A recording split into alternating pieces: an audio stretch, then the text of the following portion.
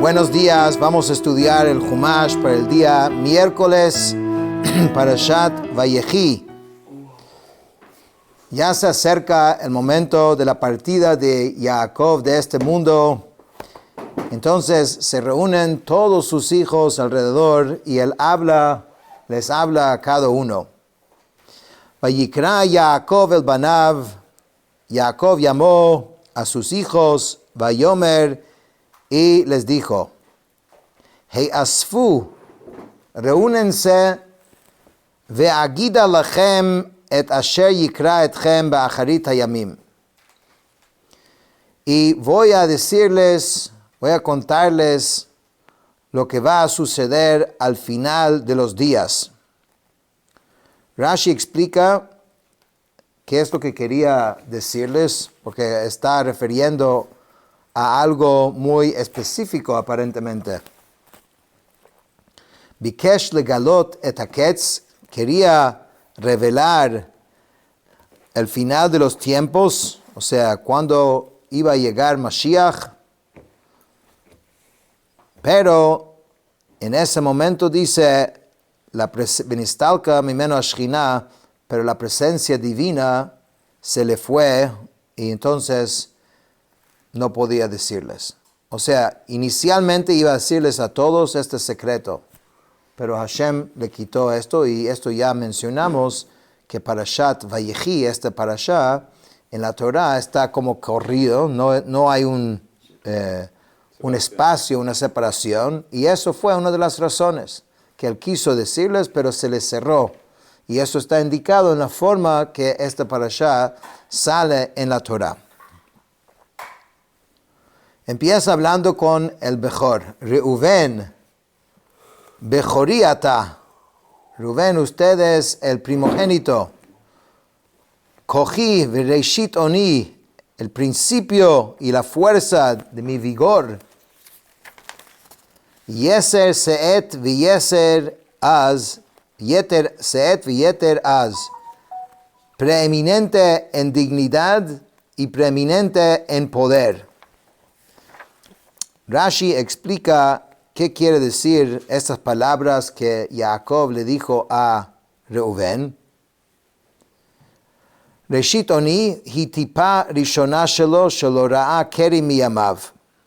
Esta expresión alude a la primera gota, ya que Jacob jamás tuvo una emisión antes que esto. La primera vez. Oni es mi vigor.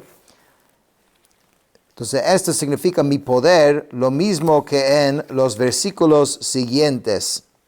Onli merov onim ulein onim, vemos otros versículos que usa la palabra on como vigor, como fuerza.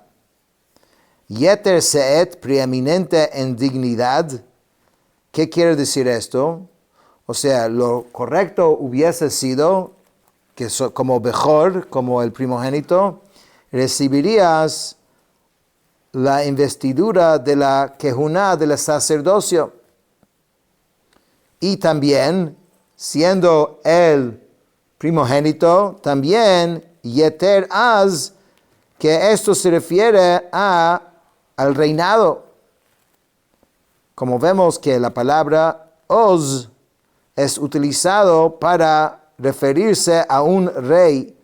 Vayiten Oz lemalko. Entonces, en resumen, Jacob le está diciendo, siendo el Bechor, siendo el primogénito, tendrías que haber recibido tanto el sacerdocio y tanto el reinado, ambas cosas tenía que salir de ti. Pero así no va a ser. ¿Por qué? Porque pajas kamayim al totar. Porque fuiste impetuoso como las aguas, y entonces no vas a tener esa ventaja. Ki alita mishkevei avija, pues subiste al lecho de tu padre, entonces az hilalta yitzui Allah, entonces profanaste a aquel que solía ascender a mi lecho, como vamos a ver, se refiere a Hashem, a Dios. Pero aquí va a salir lecciones de vida muy importantes. Porque tanto el sacerdocio como seguramente el reinado son posiciones de liderazgo. ¿Y qué se necesita para un líder? ¿Cuáles son las características más importantes para un líder? Rubén, en estas historias que vamos a mencionar, vemos que le faltó ese aspecto de liderazgo. Pachas kamayim, hapachas vabehala shem yaharta laharot kaascha. O sea, la forma y la precipitación con que te apresuraste de manifestar tu enojo. Kamayim halalo hamimarim lemerutzatam es muy parecido al agua. Cuando el agua quiere llegar a su lugar y tiene así como compresión y llega así sin tomar en cuenta lo que viene, lo que hay. Quien ha tenido una filtración en su casa sabe cómo es el agua. El agua se mete como sea. Lakach al totar al tarbel litol et kol hayiterot halalu sheyiruyot lach. Por esa falta de, digamos, o por ese ser impulsivo, por ser tan rápido, por no tener, ¿cómo se llama? Calma, criterio. Entonces, por eso vas a perder lo que realmente te correspondía. ¿En qué particularmente se estaba refiriendo?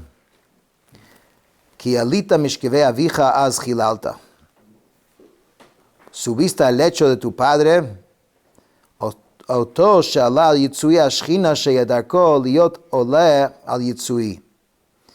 y la presencia divina que estaba siempre en el lecho de Jacob, lo profanaste.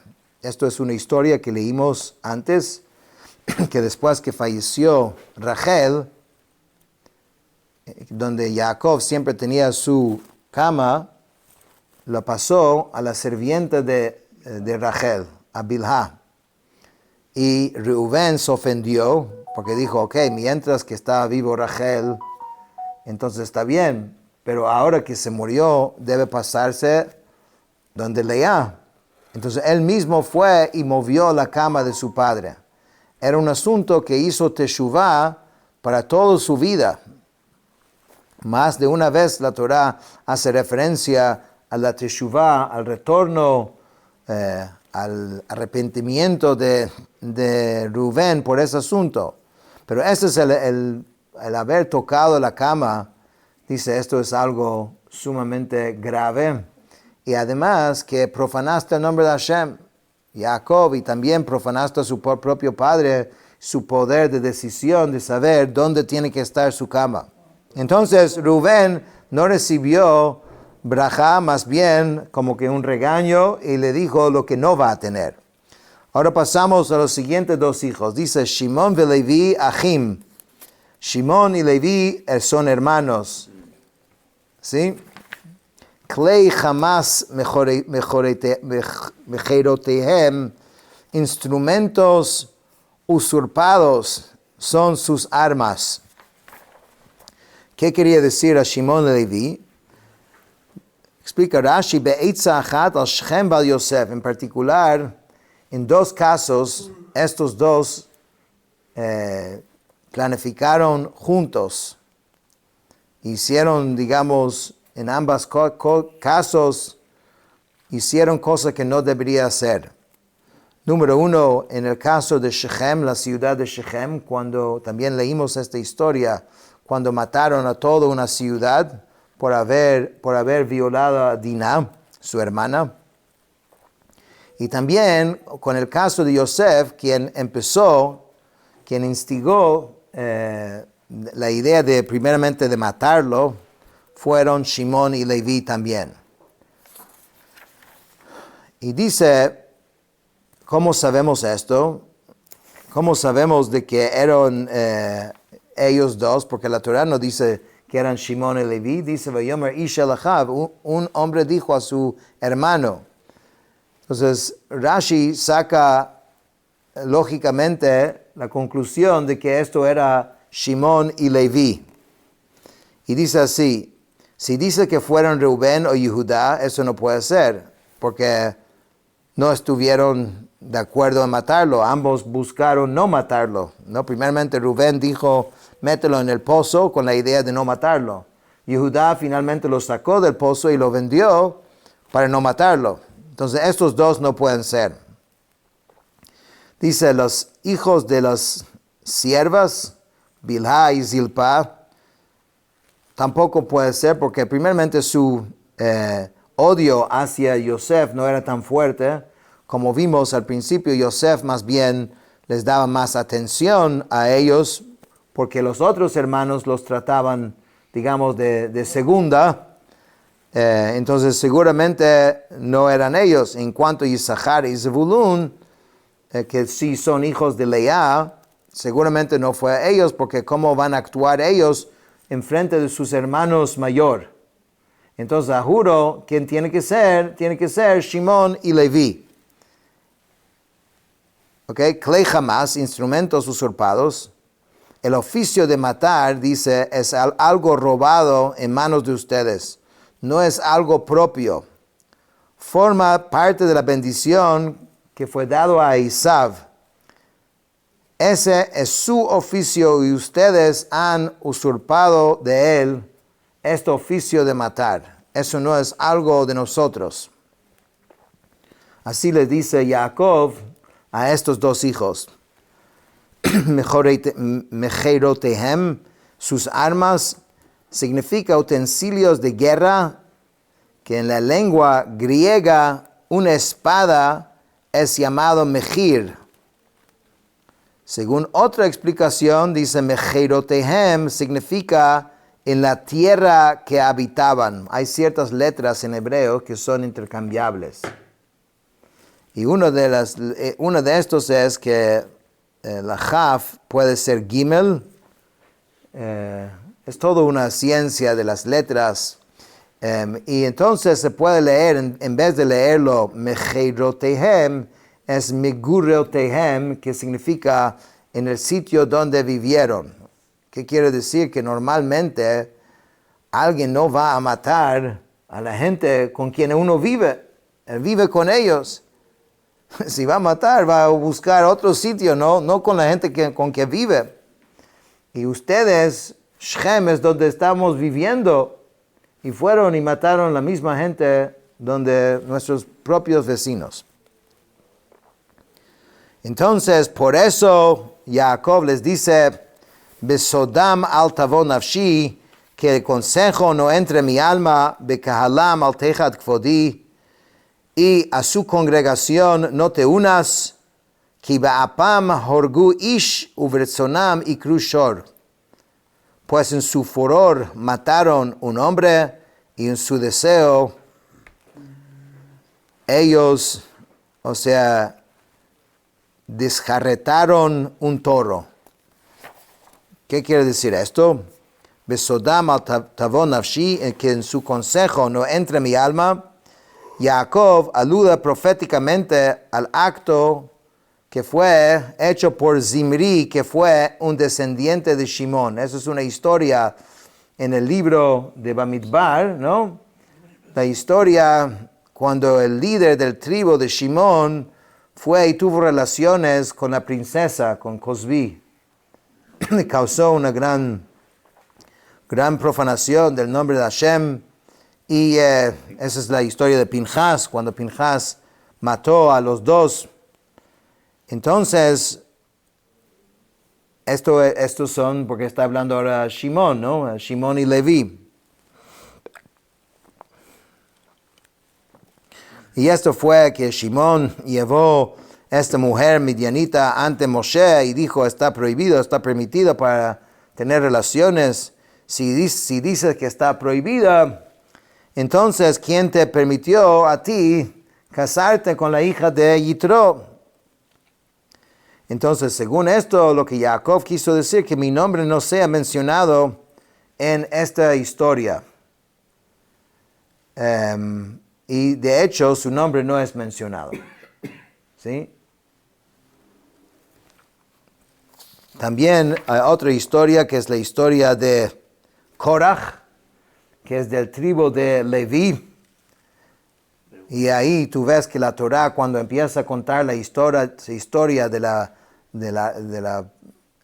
digamos, de la discusión que tuvo Korach con Moshe, dice, Vayikach Korach, y Korach tomó, después dice, Ben Kehat, hijo de Kehat, Vayikach Korach, Ben Kehat, Ben Levi, y no menciona Ben Yaakov, hijo de Jacob, porque Jacob dijo que no menciona mi nombre.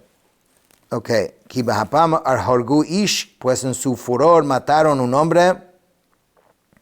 En realidad, dice, se refiere a Hamor y los habitantes de Shechem, ya que para Shimón y Leví eso era considerado como un solo hombre.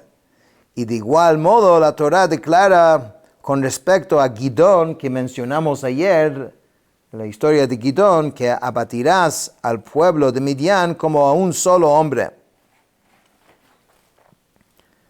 Y también ustedes querían matar a Yosef, que es llamado Shor, como más adelante se refiere a Yosef como Shor. Entonces, estos dos casos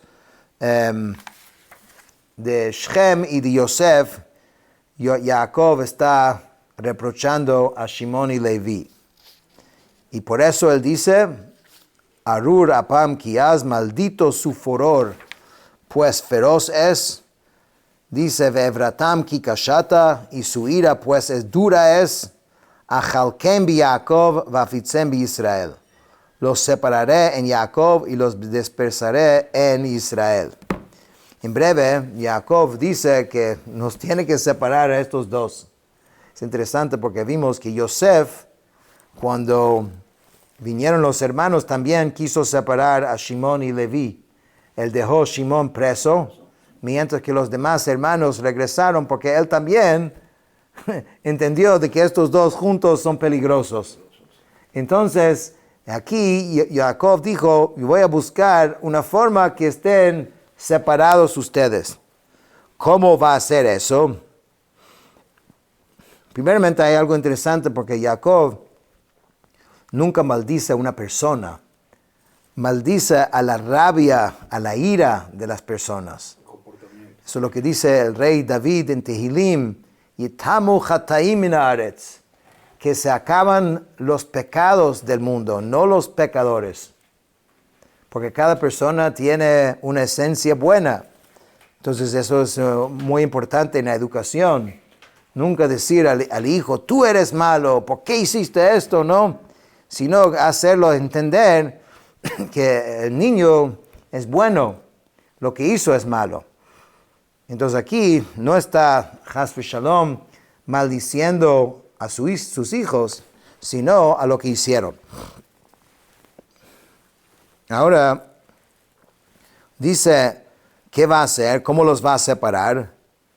Entonces, primeramente dice que los de Shimón, del tribu de Shimón, van a ser gente pobre, van a ser escribas y maestros de niños del tribu, que son del tribu de Shimón, y por ende van a estar dispersos siempre, porque lo van a necesitar en todos los diferentes tribus, no van a poder concentrarse en un solo lugar.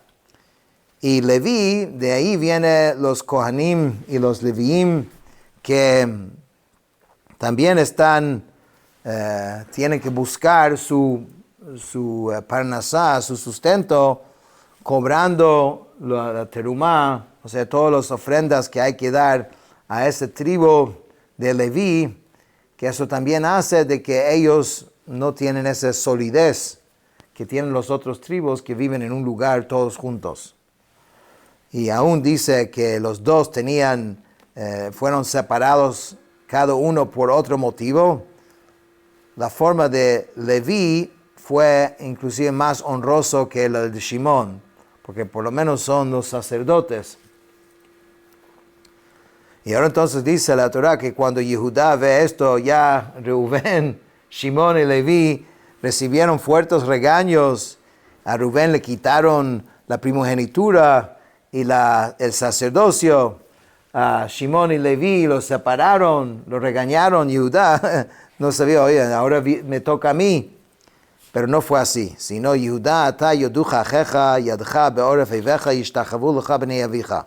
Judá, a ti te reconocerán tus hermanos, tu mano estará en la cerviz de tus enemigos y ante ti se inclinarán los hijos de tu padre. Dice Rashi, como vio cuando que habían regañado duramente a los primeros hermanos, Judá comenzó a retroceder para que no lo reprendiera por lo sucedido con Tamar. La historia que leímos de Judá y Tamar. Entonces Jacob lo llamó con palabras conciliatorias, diciéndole, no, tú no eres como ellos, tu mano estará en la cervez de tus enemigos. Esta profecía se cumplió en los días de David. David es del tribu de Judá, quien dijo a Dios, tú has hecho que mis enemigos me den la cerviz y huyan. Bnei avija, los hijos de tu padre, como sus hijos procedían de varias mujeres. Entonces aquí no dice hijo de tu madre, como Yitzhak se había expresado, esto lo dijimos antes, Yitzhak se casó con una sola mujer. Entonces cuando se habla de él, dice Bnei avija, hijos de tu padre. Pero Judá no era el caso. Bueno, Gur Aryeh Yehuda miteref beni alita karar avatz que Aryeh uchalavim yekimenu. Cachorro de leones Judá, de la presa, hijo mío, ascendiste, se arrodilló y asió como león viejo. ¿Quién lo levantará? Es un lenguaje de profecía, más como que poética, no es un lenguaje fácil, por eso se requiere de la explicación de Rashi para poder entender esto. Gur Aryeh, dice Jacob, dijo esta profecía en referencia a David, porque al principio de su vida todavía no era rey, pero sí tenía posición de liderazgo. Entonces por eso primeramente es como un cachorro, pero después él es como el león mismo. Pero siempre los descendientes de Yehudá tendrían algún tipo de posición de liderazgo, ya sea liderazgo completo que es el rey, como fue el caso de muchos de los reyes en el pueblo judío, o ya sea simplemente liderando algún grupo. Y entonces aquí también dice que ascendiste a mi hijo, a Yosef. Y aquí vemos algo muy interesante entre la diferencia de Reubén y Judá. Reubén tenía buenas intenciones, quería salvar a Yosef también, pero a la final no lo salvó. Lo metió en el pozo y quería salvarlo, pero no lo salvó. Judá no tenía un plan quizás tan perfecto como el de Reubén, de regresarlo a su padre, pero al final, ¿quién salvó la vida de Yosef? Judá. Vendiéndolo, entonces esto es algo importante acerca del liderazgo. Resultados, ¿no? Tachlis. ¿Quién salvó a Yosef al final? Judá lo salvó. Okay, lo yasur shevet mi Yehuda mechokek mi ben raglav ad ki yavo Shilo velo yikat amim. No se apartará el cetro de Judá ni el legislador de entre sus pies hasta que venga Shilo y suya será la asamblea de las naciones. Entonces aquí dice, aun cuando el pueblo judío no va a tener un reinado independiente, aún así el liderazgo no se va a apartar de Judá. ¿Cuándo se cumplió esto? Esto fue en el exilio de Babilonia, cuando los descendientes del rey David siguieron como líderes en el pueblo judío. y también los que toman la decisión de la ley, también son los descendientes de Yehudá, y esto se cumplió que todos los presidentes del Sanhedrin, del grupo, digamos, de los grandes sabios en el pueblo judío, todos eran descendientes del rey David. Entonces esto va a ser, dice, ad ki yavo Shiloh, hasta que llega Shiloh. Shiloh se refiere a Mashiach, se refiere a la llegada de Mashiach, quien también va a ser descendiente de Yehudá, que todas las naciones van a venir a escuchar sus enseñanzas. En otras palabras, su liderazgo pudiese cambiar de forma en diferentes momentos de la historia, pero siempre va a haber ese don de liderazgo saliendo de esta tribu.